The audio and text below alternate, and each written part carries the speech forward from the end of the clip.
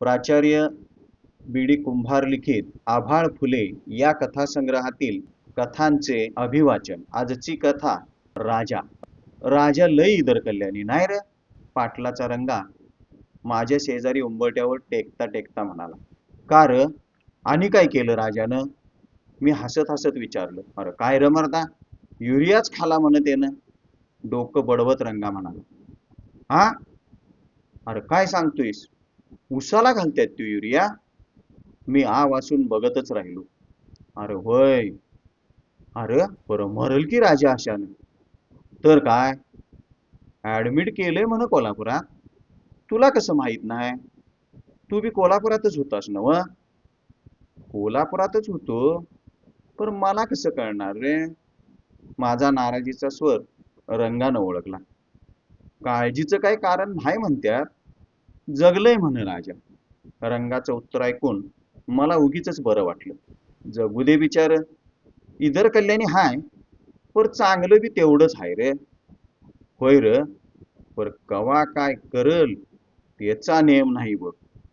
रंगा आणि मी राजाच्या आठवणीत घडवून गेलो. राजा नावाप्रमाणेच राजबिंडरू.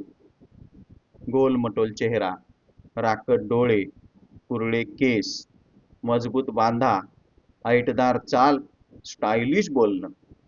नावाप्रमाणेच वागण्यात सुद्धा राजाच. रोज आपल्या घरी कमी आणि आमच्या घरी जास्त वेळ असायचा.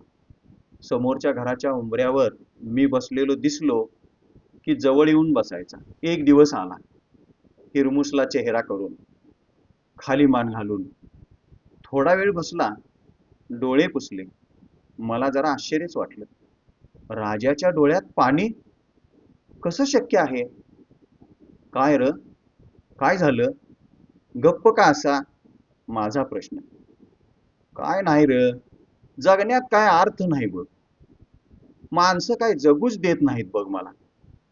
अरे किती बी काम कर, किती बी चांगलं वाग, कुणाच्या मनालाच येत नाही बघ. नुसत्या चुकाच काढत्यात. राजाचे डोळे लालबुंद झाले होते. राग अनावर झाला होता. दात ओठ खात सांगत होता. मला वाटलं, ज्याच्यावर याचा राग आहे तो जर आता समोर आला तर गळाच दाबल त्याचा. मी त्याला बोलण्यात गुंतवलं. हळूहळू शांत झाला. त्याची घुसमट मला कळत होती. मी त्याला धीर देत होतो, म्हणून तर माझ्याजवळ यायचा तो. तसं आमचं घर म्हणजे गल्लीतल्या पोरांचा अड्डाच होता.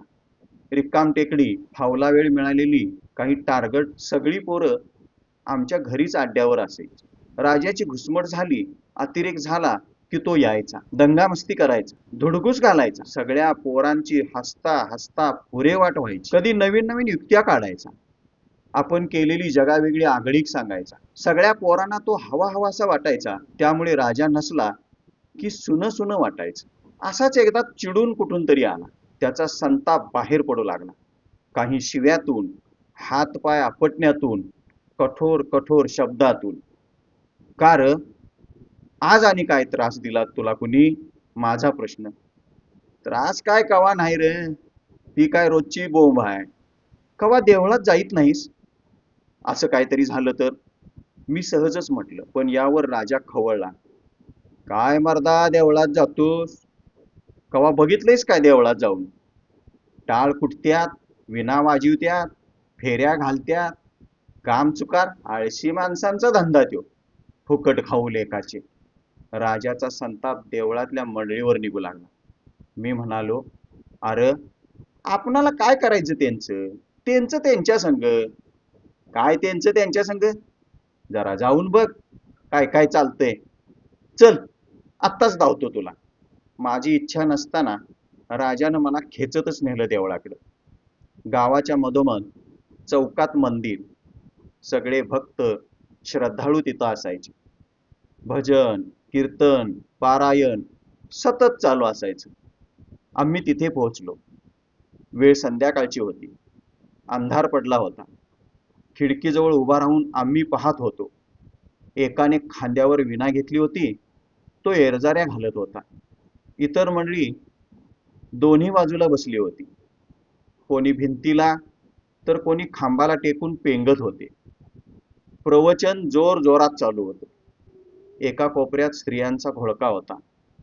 सारा प्रकार पाहून राजा आणखीनच चिडला. त्याने खिशातून मोठ्या फटाक्यांची माळ काढली. काडेपेटी माझ्याकडे देऊन म्हणाला, वड काढी आणि लाव ह्या माळाला. अरे अरे, काय करतोयस हे? मी गोंधळलो. वड र मर्दा, वेळ घालवू नको. न कळत मी काडी ओढली. राजानं पटकन फटाक्याच्या माळेची वात पेटवून माळ खिडकीतून देवळात फेकली. फटाक्यांचा फाट फाट आवाज सुरू झाला. राजानं माझा हात पकडून मला अंधारात खेचून धूम ठोकली. तळ्याच्या काठाने मशिदीतून चावडीच्या पारावर पोहोचलो. समोर देवळातलं दृश्य भयानक दिसलं. देवळाच्या खिडकीतून व दारातून धुराचे लोट बाहेर पडत होते. आतल्या लोकांचा गोंधळ उडालेला होता. आरडाओरडा चालू होता. सर्वजण देवळातून बाहेर पडण्यासाठी धडपडत होते. तो सारा गदारोळ पाहून मी अस्वस्थ झालो. राजानं ओळखलं. म्हणाला, भिवू नकोस. बघ आता कुठे गेली त्यांची भक्ती. देवाला आत सोडून कशी पळत्यात बघ जीव वाचवायला. कुठली भक्ती ने कुठलं काय. या सर्व कटकटीत गदारोळात राजाला दारूचं व्यसन जडलं. हळूहळू प्रमाण वाढत गेलं. गल्लीतल्या त्याच्या स्वस्वभावी मित्रांच्या संगतीत तो मळीची दारू काढू लागला. भट्टी लावायची, आपणच दारू तयार करायची, आपणच प्यायची. बरेच दिवस हा धंदा या दोघांनी सुरू ठेवल्याची माझी खात्री झाली. मला वाटलं या दारूच्या नशेतच राजानं युरिया खाला असावा. महिन्याभरात राजाची तब्येत ठीक झाली. मी त्याला पाहण्यासाठी त्याच्या घरी गेलो नाही. कोणी गेल्याचं माहीत नव्हतं. सहसा त्याच्याकडे कोणी जात नव्हतं. याचाही त्याला त्रास होत असावा. पण तो आमच्यात आला की आम्ही त्याला सामान्यपणे समजावून घ्यायचो. एक दिवस मी सहजच विचारलो, काय रे राजा, युरिया खाल्लास, तुला मरण्याची भीती नाही वाटली? बरं झालं असतं रे, मेलो असतो तर. पण काय करणार, अजून भोग हायत नव रे नशिबात. राजाची निराशा घुसमट शब्दातून भावनेतून व्यक्त होत होती. अरे पर खाताना तुला त्रास झाला असेल की. यावर राजा हसला. साखऱ्या खाल्यागत खाला बघ, तसाच दिसतोय. म्हटलं बघूया तरी कसा काय लागतोय. काड काड फोडला बघ. तोंड भाजायला लागलं जरा म्हणून गापकन गिळला. असा आणि पोटात आगडोम झाला, लोळायला लागलो. केवढा युरिया खालास रे? सगळी म्हणतात वंजळ भरून खालास. मूठभर खाला रे, वंजळभर काय खातोस? तेवढ्यानच धडपडायला लागलो. हे सर्व सांगताना राजा हसू कसं काय शकतो, याचं मात्र मला आश्चर्य वाटलं. मला वाटलं यानंतर राजा जरा सुधारेल, शांत येईल. पण कुठलं काय, हळूहळू त्याचं दारूचं व्यसन वाढतच गेलं. आणि एक दिवस बातमी आली, राजाला ऍडमिट केलंय, बहुतेक जगणार नाही. दारू त्याच्या अंगातून बाहेर पडल्या. त्याचं सारं अंग तडकलंय. एखादं मंदिर, एखादी भिंत तडकतेतच. अंगावर भेगा पडल्यात, सर्व अंग तडकलंय. डॉक्टरांनी सांगितलंय काही उपयोग होणार नाही, घरी न्या. एक दिवस राजाला घरी आणलं. मी रोज घराच्या उंबऱ्यावर बसून राजाच्या गॅलरीकडे बघायचो. राजा दिसत नव्हता. माझी घालमेल होत होती. पाटलांचा अजित आला. आग्रह करून मला राजाच्या घरी घेऊन गेला. राजाकडे बघताच माझे डोळे विस्पारले. बाप रे, भीतीदायक चित्र. दुष्काळात जमिनीला भेगा पडतात तशा राजाच्या सर्व अंगाला भेगा होत्या. डोळ्यात, डोळ्यांच्या पापण्या, कानाच्या पाळ्या. माझ्या आश्चर्याला सीमा नव्हती.